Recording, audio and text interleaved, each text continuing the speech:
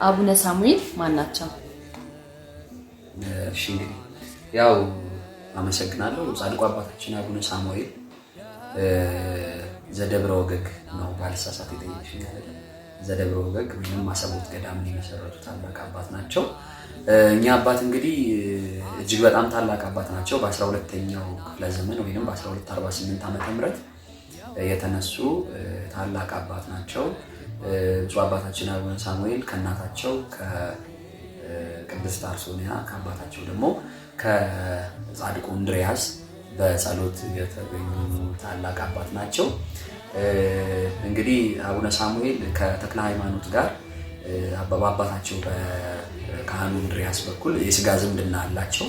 የተወለዱትም በጻድቁ አባታችን በአቡነ ተክለ ሃይማኖት ትንቢት ነው። እናም በ1248 ነው የተወለዱት።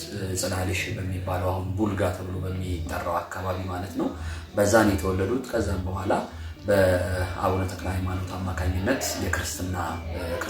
ክርስትና በአቡነ ተክለ ሃይማኖት እጅ ተነስተው በ40ኛው ቀናቸው ማለት ነው ሳሙኤል የሚል ስያሜን አቡነ ተክለ ሃይማኖት ሰጥተዋቸዋል ማለት ነው። እኚህ ናቸው እንግዲህ አባታችን አቡነ ተክለ ሳሙኤል ተቆርጧል። ብዙ ጊዜ ደግሞ አቡነ ሳሙኤል ሲባሉ ቀጥታ ሰዎች የሚመጣላቸው አቡነ ሳሙኤል ዘዋልድባ ነውና ልዩነት እንዳላቸው አሁን ተረድተናል ማለት ነው። እሺ በመቀጠል አባታችን አቡነ ሳሙኤል እንዴት ወደ ደብረ ወገግ መጡ? እሺ እንግዲህ ያው አባታችን አቡነ ሳሙኤል ወደ ደብረ ወገግ የመጡበት ምክንያት የምስራቁን ክፍል ለማስተማር ነው። እንግዲህ በአጠቃላይ በሀገራችን በኢትዮጵያ ክርስትና እንደዛሬ ከመስፋፋቱ በፊት የተለያዩ ባዕድ አምልኮች እንደገና የተለያዩ የጣዖት አምልኮች ምናምን ነበሩ። የምስራቁ ክፍል ደግሞ የያዙት ጻድቅ ወይንም ደግሞ እዛ ሄዶ ያስተማረ ጻድቅ የለም ከአቡነ ሳሙኤል በፊት ማለት ነው። ስለዚህ አባታችን አቡነ ሳሙኤል በምስራቁ ክፍል ላይ እስከ ሶማሌ ድረስ ያኔ የኢትዮጵያ ግዛት እስከ ሶማሌ ድረስ ነበረ።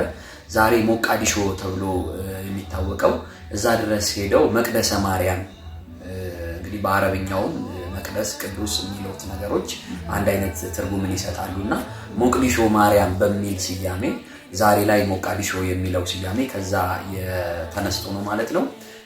እሳቸውን በሚያስተምሩበት ጊዜ የሚጸልዩበት የሚማጸኑበት ታቦተ መስቀል የሚባል አንድ ታቦት ነበራቸው።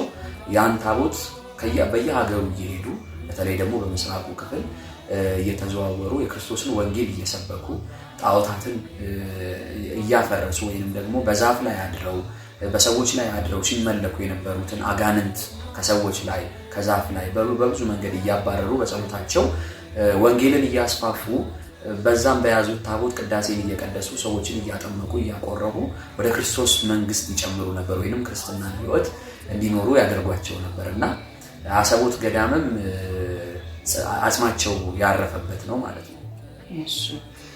እሺ የአሰቦት ገዳም ለምንድነው ደብረ ወገግ የተባለበት ምክንያት ምንድነው? ስያሜው ለየት ያለ ነው። ደብረ ወገግ ማለት እንግዲህ ደብር ማለት ተራራ ማለት ነው። በአማርኛው ስንተረጉመው የግዕዝ ቃል ነው። ተራራ የሚለውን ፍቺ ይሰጠናል። ወገግ ነው ትክክለኛው ስያሜ። ይህንንም በድርሳነ ቅዱስ ዑራኤል ላይ እናገኘዋለን።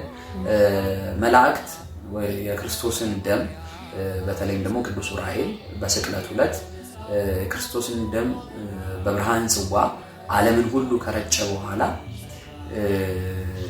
አንጠፍጥፎ ወይም ደግሞ የመጨረሻውን ደም ያንጠፈጠፈባት ቦታ አሰቦት ነች። ዛሬ ደብረ ወገግ ተብላ የምትጠራው ማለት ነው።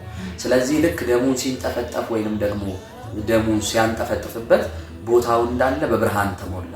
በሰማይ መላእክት አይተውት ደብረ ወገግ ወይንም የብርሃን ተራራ አሉት ማለት ነውና አሁንም ስውራን አባቶች አሉ። በዛ ገዳም ታላቅ ገዳም ነው። ስውራን አባቶች ሲገለጹ ብርሃን የሚገለጥበት ብዙ ሰዎች በአካለ ስጋ ሆነው የሚሰወሩበት ትልቅ ቦታ ነውና ደብረ ወገግ የተባለበትም በዛ ነው። ደብረ ወገግ ማለት ብርሃን መፈንጠቅን ያሳየናል። እሺ በጣም ጥሩ መልሶችን እያገኙ ነው። እሺ በአንተ መዝሙር ውስጥም እንደሰማሁት እንዲሁም ደግሞ በገድላቸው ውስጥ ደስክ የሚባል ለየት ያለ ቃል አይቻለሁ እና እሱ ምንድነው? ደስክ ማን ነው? ምንድነው? እሺ በጣም ጥሩ ጥያቄ ነው።